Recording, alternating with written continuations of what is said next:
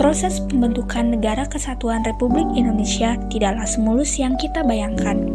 Banyak tantangan dan rintangan yang harus kita hadapi. Salah satunya adalah pemberontakan yang terjadi di berbagai daerah. Salah satu pemberontakan tersebut adalah pemberontakan Andi Aziz di Makassar yang akan kita bahas kali ini. Assalamualaikum warahmatullahi wabarakatuh.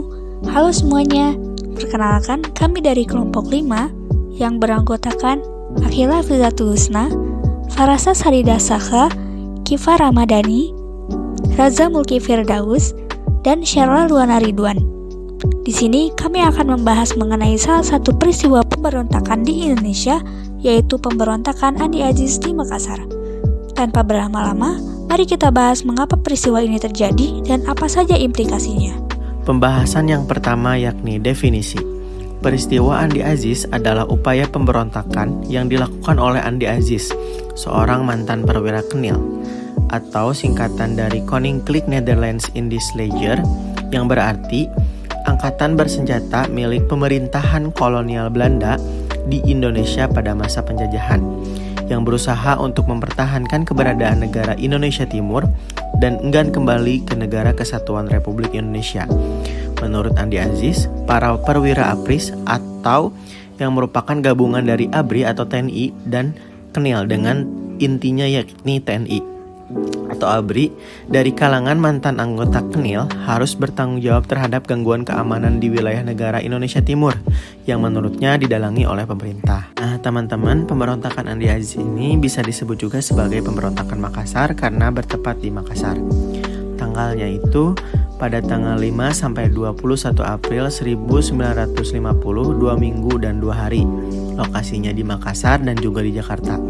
Hasilnya, pemerintahan Indonesia menang, pemberontakan telah ditekan dan Andi Aziz kemudian dipenjara. Pihak yang terlibat yakni ada Angkatan Darat Indonesia dan melawan pemberontak Indonesia Timur. Tokoh dan pemimpin Angkatan Darat Indonesia dipimpin oleh Soekarno dan pemberontakan Indonesia Timur dipimpin oleh Andi Aziz. Pasukan dari Angkatan Darat Indonesia merupakan Kopassus dan pasukan dari pemberontak Indonesia Timur yakni pasukan anti Indonesia. Selanjutnya ada latar belakang. Pada bulan April 1950, terjadi kerusuhan di Sulawesi Selatan yang disebabkan oleh demonstrasi masyarakat yang anti-federal dan pro-federal. Sehingga Andi Aziz merasa bahwa tanggung jawabnya adalah menstabilkan kondisi di Sulawesi Selatan. Namun, ia malah ingin mempertahankan negara Indonesia Timur dan menolak bergabung dengan Republik Indonesia. Andi Aziz adalah mantan perwira Kenil yang kemudian bergabung dengan APRIS atau ABRI. Pelantikannya disaksikan oleh Letkol Ahmad Yunus Mokoginta, Panglima Tentara Teritorium Negara Indonesia Timur. Namun Andi Aziz menggerakkan pasukannya untuk menyerang markas APRIS dan menyandera beberapa perwira termasuk Mokoginta. Setelah menguasai Makassar, dia menyatakan bahwa negara Indonesia Timur harus dipertahankan dan menuntut para perwira APRIS dari mantan Kenil bertanggung jawab atas gangguan keamanan di wilayah tersebut. Pada 8 April 1950, pemerintah mengultimatum Andi Aziz untuk segera ke Jakarta dengan ancaman pemboman Makassar oleh kapal Angkatan Laut Hang Tuah jika tidak dipatuhi dalam 4x24 jam. Setelah batas waktu terlewati, pasukan di bawah Kolonel Alex Kawilarang dikirim pada 15 April 1950. Andi Aziz datang ke Jakarta dengan jaminan dari Sri Sultan Hamengkubuwono IX bahwa ia tidak akan ditangkap. Namun setibanya di Jakarta, ia langsung ditangkap. Pada 30 Maret 1950, Andi Aziz bersama dengan pasukannya menggabungkan diri dengan APRIS.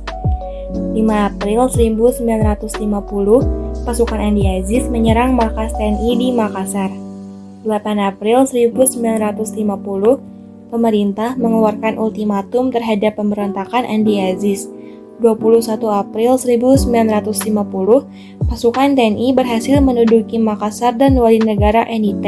Selain itu, mereka mengatakan bahwa NIT bersedia untuk bergabung dengan NKRI. 5 Agustus 1950, pertempuran antara pasukan APRIS dan KL Kenil. 8 Agustus 1950, dilakukan perundingan dan menghasilkan keputusan bahwa pasukan KL Kenil harus meninggalkan Makassar. Andi Aziz bersama dengan pasukannya ia pimpin menyandera Letkol Ahmad Yusuf Mokoginta atau pejabat Panglima Teritorium Indonesia Timur beserta seluruh stafnya. Mengetahui kejadian tersebut, pemerintah memanggil Andi Aziz ke Jakarta untuk menemukan solusi atas permasalahan tersebut. Sayangnya, panggilan itu tidak dihiraukan oleh Andi Aziz. Akibat tindakannya tersebut, pemerintah pusat segera mengirimkan pasukan untuk menangkap Andi Aziz. Pasukan itu dipimpin oleh Kolonel A.E.K. Wilarang. Kemudian pada bulan April 1950, Andi Aziz menyerahkan diri kepada pemerintah RIS dan diadili di Yogyakarta.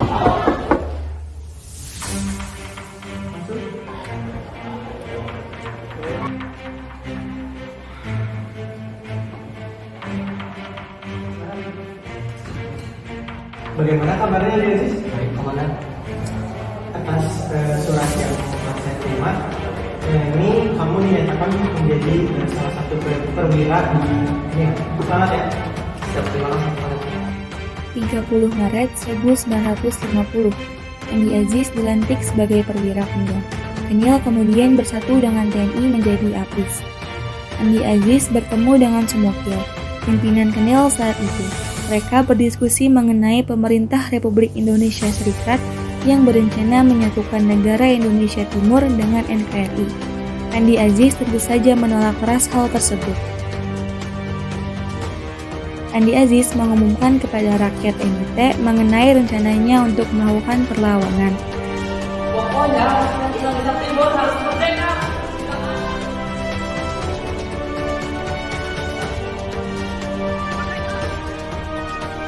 Andi Aziz dan pasukannya bergegas menyerang Tangsi atau asrama APRIS di waktu subuh 5 April 1950.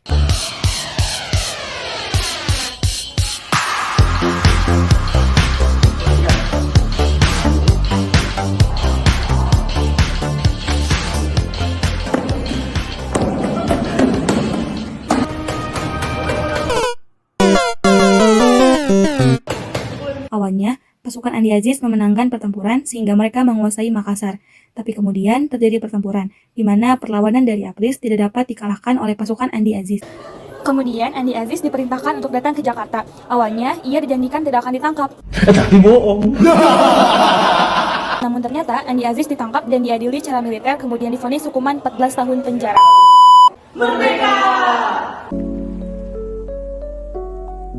Peristiwa pemberontakan Andi Aziz mengajarkan kita bahwa perbedaan pendapat dan kepentingan adalah hal yang wajar dalam sebuah negara yang majemuk. Namun, kita harus selalu mengedepankan kepentingan bangsa di atas kepentingan golongan. Semoga semangat persatuan dan kesatuan terus terjaga dalam kehidupan berbangsa dan bernegara. Terima kasih atas perhatiannya. Mohon maaf apabila presentasi kami masih banyak kekurangan. Wassalamualaikum warahmatullahi wabarakatuh.